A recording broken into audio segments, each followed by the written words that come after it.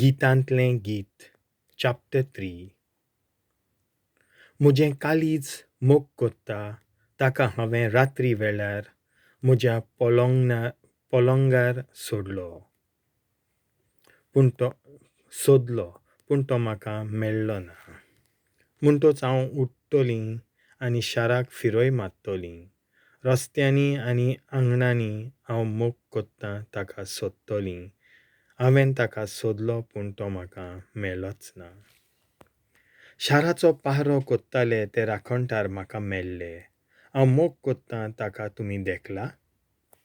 तांचे सोशिलीं हांव कोड सोडून वेचे आदींच म्हज्या मोगाक हांव भेटलीं. ताका घोट धरलो आनी म्हज्या आवयच्या घरा म्हजो गोrbh-sombhôv केल्लो ते कुडीन ताका वेले बगोर हांव ताका सोडचींच ना. न्हवरो. जेरुसल्याच्या धुवानो, हांव तुमकां हुकूम दितां. मैदानार पुरुश मेरवाच्या आनी स्त्री मेरवाच्या नांवान म्हजी मोगीन उठूंक सोदी पर्यान तिची न्हीद मोडी नाकात, तिका उठोयनाकात. तिसरी कविता. कवी.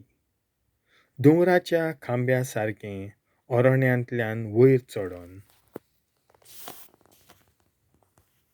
गोंद रोसाच्या धुंपाच्या आनी वेपारांच्या परमळ्याच्या दोमदोमान भरलोलें येता तें कितें?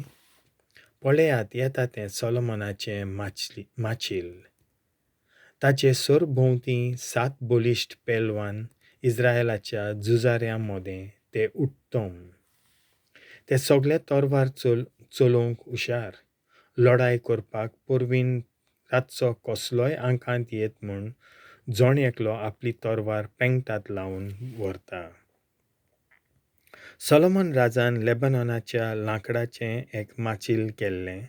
ताचे खांबे रुप्याचे, ताची पाल भांगाराची, ताची बसका सांबाळल्या रंगांची, मोगान ती भितरल्यान कांतयल्ली. सियोनाच्या धुवानो, यात आनी दोळे भर सोलोमन राजाक पळयात. ताणें एक मुकूट घातला तो ताच्या लग्ना दिसा म्हणजे ताच्या काळजाच्या संतोसा दिसा ताचे आवयन ताका घातलोलो. देवाचें उतर हें.